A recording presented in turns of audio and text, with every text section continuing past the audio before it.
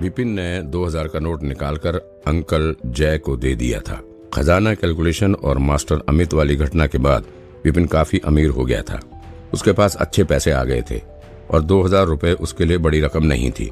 मुझे पता था ये है ही एक अमीर बिगड़ैल। विपिन को बिना हिचके 2000 रुपए निकाल कर देते देख सारिका को लगा कि उसका अंदाजा सही था। 2000 रुपए? सारिका जैसे लोगों को 2000 रुपए कमाने के लिए बड़ी ही मेहनत करनी पड़ती थी और इसने एक झटके में दे दिए। ये जरूर ऐसा सारिका को इम्प्रेस करने के लिए ही कर रहा होगा। लेकिन कितनी शर्म की बात थी कि इतने पैसे होते हुए भी इसे इनका सही इस्तेमाल करना नहीं आता था। अब ये शर्मिंदा भी होगा और एग्जाम हॉल में भी एक मजाक बनकर रह जाएगा। पैसे लेकर अंकल जय ने सिर हिलाया और विपिन को एक फॉर्म दिया। उसके बाद कहा, किस्मत से आज एक एग्जाम होने वाला है, लेकिन उसे स्टार्ट होने में अभी 4 घंटे हैं। तुम 4 घंटे बाद एग्जाम देने यहीं आ सकते हो। 4 घंटे? स्कूल से यहाँ आने में ही उसे 2 घंटे लग गए थे। वो वापस जाकर फिर से आ तो नहीं सकता था।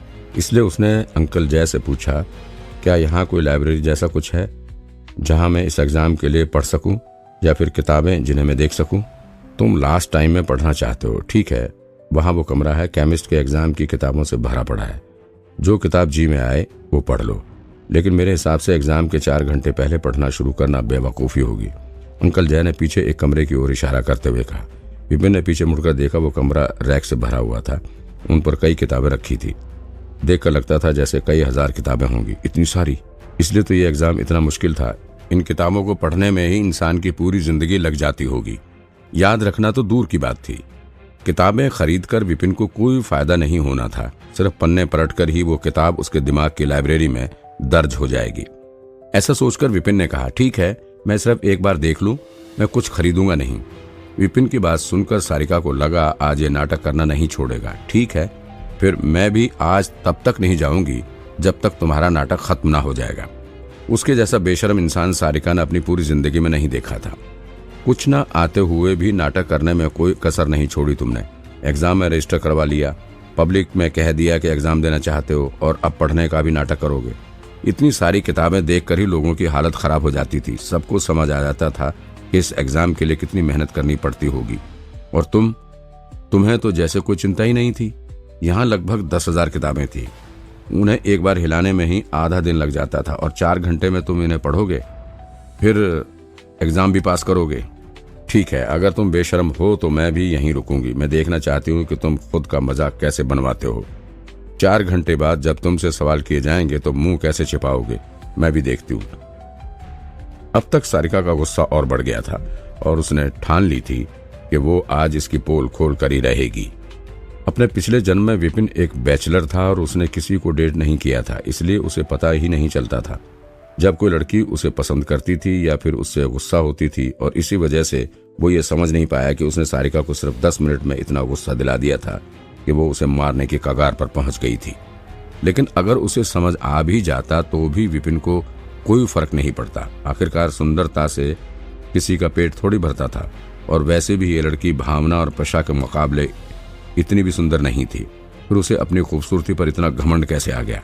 अभी विपिन के पास इन फालतू बातों को सोचने का टाइम नहीं था। कमरे में जाकर विपिन पहली लाइन वाले रैक के पास पहुंच गया। उसने एक किताब उठाई और तेजी से उसके पन्ने पलटकर उसे वापस रख दिया। फिर उसने एक एक करके वहां रखी हुई कुछ और किताबों के साथ भी ऐसा ही किया। पन्ने पलटने की आवाज के साथ ही वो किताबें उसके दिमाग में बनी स्वर की लाइब्रेरी में दर्ज हो जाती थी। विपिन किताब देखता था और उसके दिमाग में आ जाती थी। उसे समझ आ रहा था कि ये सब बेसिक था जो एक केमिस्ट को पता होना ही चाहिए। उनमें जड़ी बूटी के अंतर, उसकी एक्सप्लेनेशन, टाइप और उनके असर के बारे में लिखा था। साथ ही ये भी लिखा था कि वो बूटी दूसरी दवाइयों के साथ मिक्स होने पर कैसे रिएक्ट करती थी, मिक्स होने के बाद वो दवाई बनती थी या जहर। अगर किसी भी इंसान को ये सब एक एक करके याद करना पड़े तो ये सब याद करना किसी के लिए भी मुश्किल काम था। लोग तो याद करते करते ही मर जाएंगे। इसमें कोई हैरानी नहीं थी कि क्यों केमिस्ट को इतनी इज्जत दी जाती थी।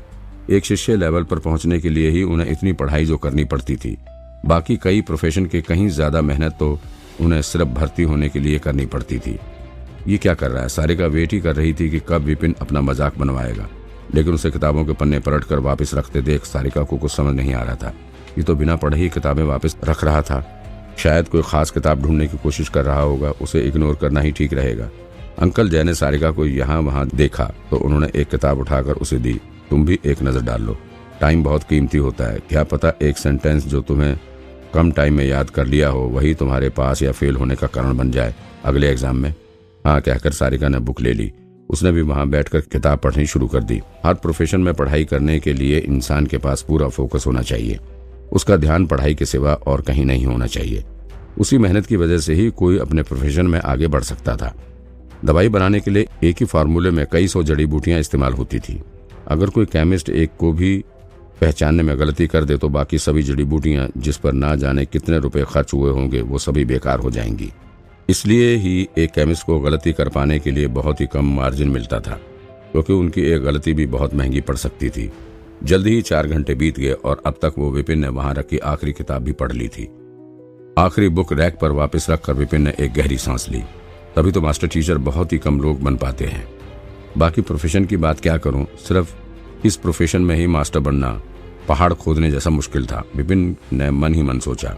टीचर अपने स्टूडेंट को ज्ञान और सही सलाह देते थे, इसलिए उन्हें अपने सब्जेक्ट की जानकारी होना जरूरी था। लेकिन मास्टर टीचर को तो हर प्रोफेशन की जानकारी होनी चाहिए थी, तभी तो वो अपने अनगिनत स्टूडेंट को दवाई बनाने, हथियार बनाने से लेकर इसे इस्तेमाल करने तक की जानकारी दे पाएंगे।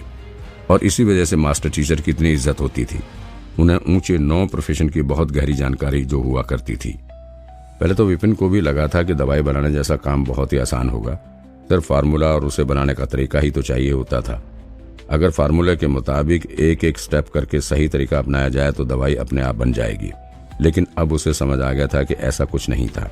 जड़ी बूटी कितनी पुरानी थी, इसका असर भी दवाई पर पड़ता था। अलग अलग उम्र की बूटी अलग अलग किस्म, अलग अलग मिक्स होने पर अलग अलग रिएक्शन देती थी। इसी वजह से सही तरीका पता होने के बाद भी दवाई आसानी से नहीं बन पाती थी। दवाई बनाना बड़ा ही कॉम्प्लिकेटेड था, तभी तो मास्टर टीचर इतने महान होते थे। ना जाने कैसे उन्हें ये चीजें झट से याद आ जाती होंगी। कमरे के बाहर आकर विपिन ने देखा सारिका सामने ही खड़ी थी। उसके आते ही वो बोली, तुमने तो सोचा होगा मैं यहाँ नहीं मिलूंगी। विपिन ने जवाब दिया, मुझे तुम्हारे यहाँ होने या ना होने से कोई फर्क क्यों पड़ता। अगर मैं यहाँ एग्जाम देने के लिए ही रुका था तो तुम्हारे यहाँ होने से मुझे कोई फर्क क्यों पड़ेगा। सारिका ने गुस्से में कहा, करते रहो नाटक, थोड़ी ही देर में तुम रोते हुए बाहर आओगे। अंकल जय उनके पास दौड़ते हुए आए और बोले, एग्जाम स्टार्ट होने वाली है, चलो जाना है ना तुम्हें। गुस्से में खड़ी उस लड़की को वहीं पर छोड़कर विपिन एग्जाम हॉल में चला गया। हाँ, हॉल बहुत बड़ा नहीं था। वहां पर कुछ लोग पहले से ही बैठे थे और सभी के चेहरे पर घबराहट साफ झलक रही थी। सब डरे हुए थे। थोड़ी देर में एक आदमी वहां आया। वो देखने में ही कोई बड़ा आदमी लगता था। ये तो मीडियम स्टेज के केमिस्ट है। देश के केमिस्ट ग्रुप में अकेले यही हैं जिन्हें स्टार मिला है। सीनियर नामित कपूर, ये तो देश की इस केमिस्ट ब्रांच के हेड भी हैं। हाँ, मुझे तो लगा था कि केमिस्ट ध्रुव आएंगे। मुझे नहीं लगा था कि ये भी एग्जाम लेने आ सकते हैं। अरे नहीं, मैंने सुना है कि ये बहुत ही स्ट्रिक्ट हैं। अब तो किस्मत के भरोसे पास होने के चांस भी खत्म हो गए हैं। उस आदमी को देखकर वहां बैठे सभी लोगों के चेहरे उतर गए। मास्टर टीचर की ही तरह केमिस्ट भी कई लेवल में बांटे जाते थे और स्टार उनमें सबसे छोटी रैंक थी। पूरे देश में एक भी स्टार मास्टर टीचर नहीं था, इसलिए एक स्टार केमिस्ट होना भी बहुत बड़ी बात थी। लोगों की बातें नजरअंदाज करके नामित कमरे के आगे आए और सभी को देखकर बोले, मुझे विश्वास है कि आप सबको खुद पर भरोसा होगा और आप सब इस एग्जाम में अच्छा परफॉर्म करेंगे। सभी को बड़ा अजीब लग रहा था। किसी की भी हिम्मत नहीं हो रही थी कि वो 100% भरोसे के साथ कहे कि वो ये एग्जाम पास कर जाएंगे। नामित कपूर ने एक महान टीचर के जैसे हाथ हिलाते हुए कहा, आप सब यहाँ एग्जाम देने आए हैं। मैं इस एग्जाम के रूल साफ साफ बता देता हूँ। अगर मुझे कोई भी नकल करता हुआ मिल गया तो वो इंसान जिंदगी भर के लिए बैन कर दिया जाएगा। वो फिर कभी ये एग्जाम नहीं दे पाएगा। सभी ने हाँ में सिर हिला दिया।